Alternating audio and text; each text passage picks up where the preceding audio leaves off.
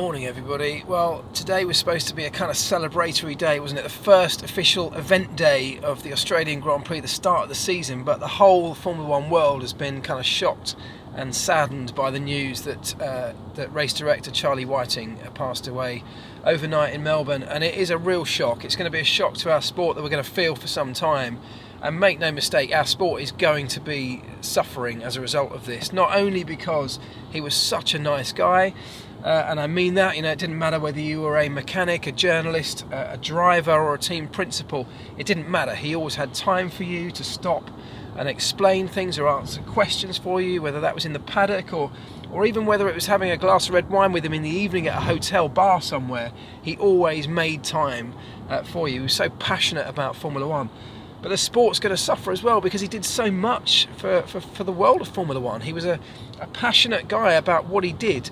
He had a lot of power within our sport, but that didn't matter to him. He had no kind of thoughts of politics or of hierarchy. He was just about making the sport a better place, a safer place, a fairer place. And in a world of Formula One that can be so ferocious at times, they don't call it the Piranha Club for nothing in that Formula One paddock. He was one of those rare people who was both respected for what he did, but also loved, I guess, in equal measure. People like that in the Formula One world just don't come along very often. So Charlie, we will miss you. Massive respect and thank you for everything you've done for this sport.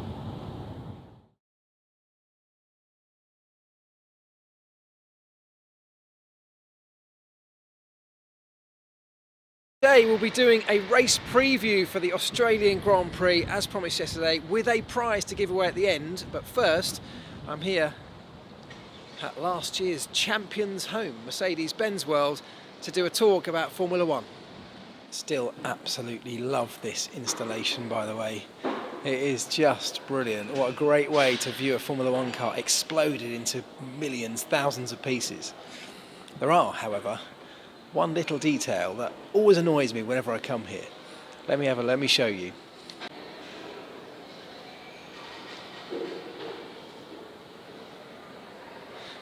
V8 engine.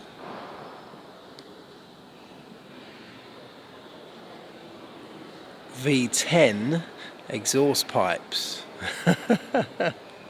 What's up then, guys? So back from Mercedes-Benz World, great event this morning. I really love that place. It's a great showcase for Mercedes about not just their road cars, but their motorsport and F1 activities as well. Really love going there.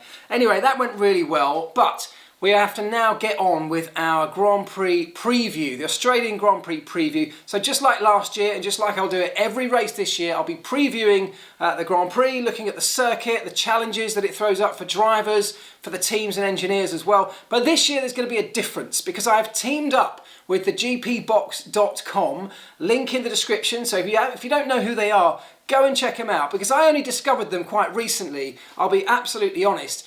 And you'll be forgiven for not knowing who they are at this point in time perhaps, but that's exactly why we've teamed up, because I feel like you need to know who they are. They are like the eBay, if you like, but specifically for motorsport sellers and buyers. So you can buy stuff on the gpbox.com that I didn't even know existed. Memorabilia, gifts, artwork, all sorts of things that as motorsport fans and as Formula One fans, I know you're going to love. And as part of that partnership, the gpbox.com have hooked me up for every one of these GP preview shows with one of their sellers to do a free giveaway. So you guys are going to be the big winners here because you're going to get to take away some kind of free gift. And having already received some of those gifts for the rest of the season, I can tell you some of them are epic. And tying in quite nicely with my visit to Mercedes-Benz World this morning, the first one of those gifts is this. It comes from Dr. Auto Art. I will put the link in the description along with that of the gpbox.com. But look at that. That is a unique one-of-one print of Lewis Hamilton's crash helmet. There is no other one like this. This is handmade. It is bespoke. As I say, the only one in existence. And you could be taking it away. I will post it to the winner and I will let you know at the end of this show how you can win that. So stay tuned, hang on till the end, I'll tell you all about how you could be the person taking this. The only one in the world of this particular kind could be yours. Right, let's get on with the show then, because the Australian Grand Prix, in the first race of a season, which means there's always a huge amount of anticipation, both from the teams and drivers, but also from us as fans, isn't there? We all are desperate to find out what the pecking order is, because testing has been testing. We've had teams doing all sorts of things. We think we know who's quick and who's not, but we will only really find out in Australia, particularly probably when we get to Saturday and qualifying. We're going to find out when the car's on the absolute limit who's best and who's struggling. But what about the circuit? The circuit is quite unique because it's a sort of street circuit combined with a temporary racetrack, but much different to most other street circuits we go. Yes, it's a street track, but it's nothing like Monaco. It's nothing like Singapore. This is a circuit that has some fast sections to it. It's quite open. It's pretty old school. It's got lots of grass, it's got runoff areas that are not very big, walls that can be very close to the racetrack. It's bumpy and lumpy. This is a circuit that's pretty hard on brakes. There are a couple of in fact there's quite a few big braking zones, particularly with the cars in 2019 being heavier. Don't forget the fuel load has increased, the overall weight of the car has increased, and that means that it's going to be even more demanding on the brakes. One of the challenges is that it's very heavy braking, but also there's not too much scope for cooling those brakes either. So it makes it a really tough one. One of the toughest races of the year for brakes. So keep an eye on the big plumes of black brake dust, pluming out of those front wheels at some point during the race is a sign that the brakes are starting to really tear through the material. So that's one to keep an eye on. With tyres, we've got the C2, C3 and C4 compounds. Now that is equivalent, that means when we see them on circuit we'll just see soft, medium and hard.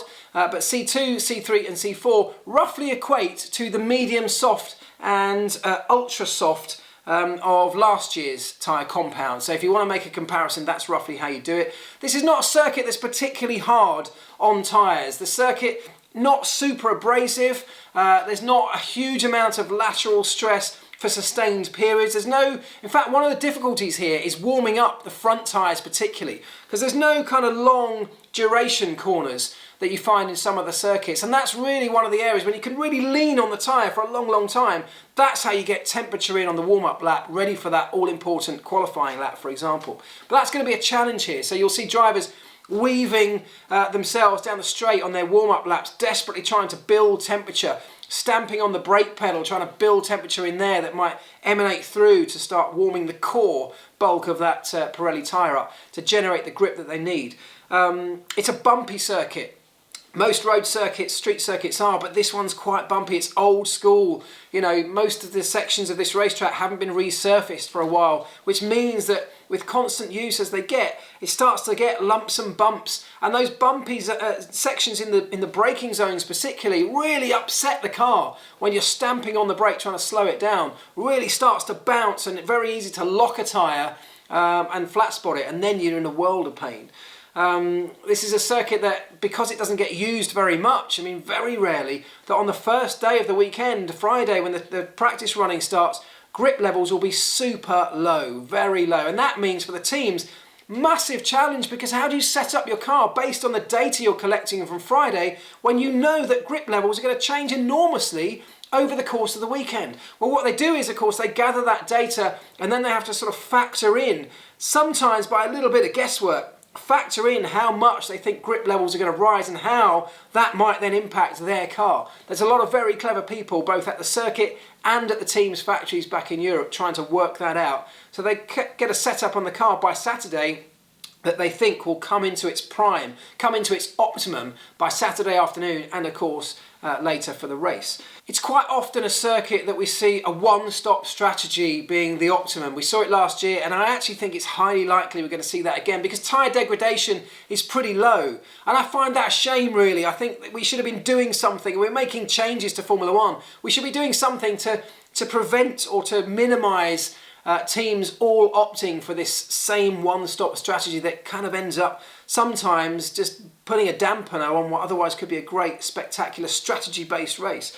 So we'll see how that goes, but because tyre deg is low, because we potentially may get a safety car, the risk of a safety car because of the fact there's very few runoff areas, unlike a much more modern Tilke circuit, the risk of safety car reasonably high, and that means teams have to be flexible. They have to factor that in and be flexible in terms of their strategy. So they don't want to be committed to a two-stop strategy when a safety car may well come out and give them the opportunity to then switch onto a two-stop and go faster towards the end.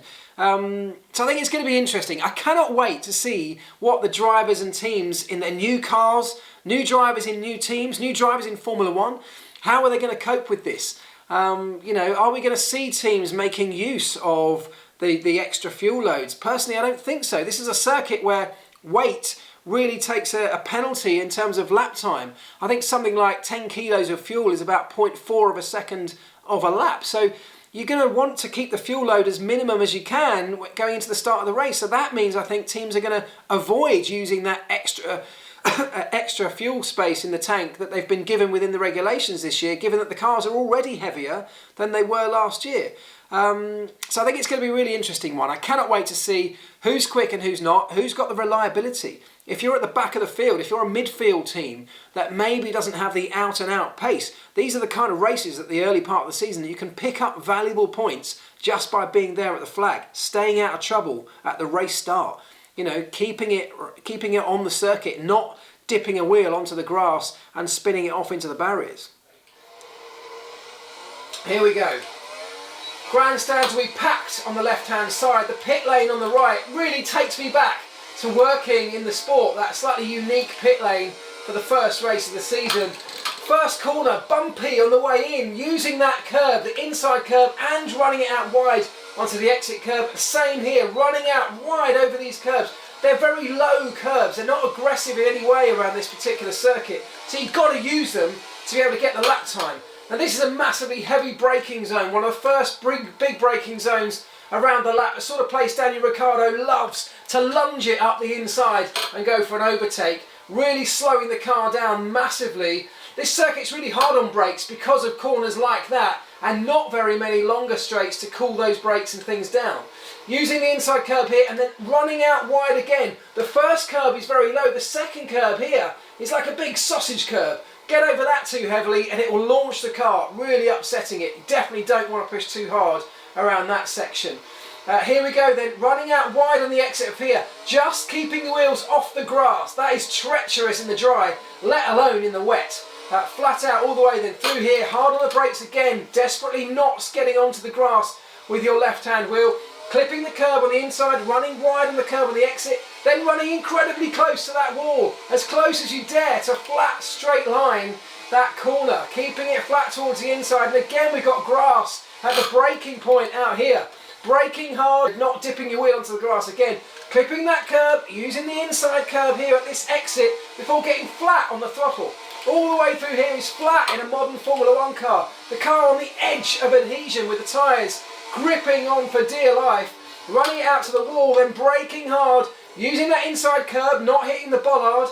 Trying to straight line that chicane as much as you dare and then running wide again, just keeping off the grass before we get into another DRS zone and flat on the throttle once more through this section. You can see the treacherous nature of this circuit with barriers very close, grass verges very close to the points where you really want to be jumping on the brake pedal as hard as you can. The last sector consists of mainly 90-degree corners, one back there, another one back here as well. Position your car well, you shouldn't be able to get overtaken into there. And then we head into the last part, really slow corner. Frustrating for the drivers, really wants to understeer off towards that grassy the fence section over there. You've got to be patient on the throttle. Pit lane to your right hand side, so if you want to go in the pit lane you can really take a different line through that last corner, keep the speed up towards the exit, whereas if you're continuing on you're going to get the car all the way back over here to the left hand side. Turning in again, using that inside curb and grass for getting hard on the throttle again, running out wide and back onto that start-finish straight for another lap. It's a really strong, solid lap this, different to anywhere else we go. It's a street circuit, but not as you know it, Jim. It's going to be a fascinating one. It is a great place to start the year. I love going to Melbourne. I'm gutted that I'm not there this year for the first time in a while, but I hope the race lives up to the expectation. This is not going to be a circuit that gives a genuine picture of the performance across the field. It's not a Red Bull circuit, for example. This is not sort of the kind of track that suits their car typically. So, you know, hold off judgment when it comes to certain teams and how their performance fares in Melbourne. We're going to have to wait 2, 3, 4 races before we get a true, genuine picture. But still, on Saturday and Sunday, I cannot wait to see who comes out the blocks fighting, who's got what it takes, and who's struggling and got some work to do. Right, that is that. Let's have a look at this then. I know that Lewis Hamilton fans would love to own this. I would quite like to own it myself. It's a great print. I really like it. It would look great in a frame up on a Formula One fan's wall. How can you win it? Right, very, very simple. We've done this kind of thing before when I was giving away books. All you need to do is follow the handles on your screen right now of the GP box and Dr. Auto art, and of course me. I'm sure you're following me already. All you need to do at the end of this video when you've finished watching is share the video. Click the little button down here that says share. Share it on Twitter using the hashtag GPBAUS, GPBOz, hashtag GPBOz. You see it on the screen right now. That will mean that I can find it, and from all of those shares using that hashtag, I will flick through on Monday. After the race, on Monday, we will go through at the end of the Ask Elvis show, and I will randomly pick a winner from all of those shares, and that winner will have this one-of-a-kind Lewis Hamilton print heading your way. Good luck, have a great weekend, and enjoy the GP.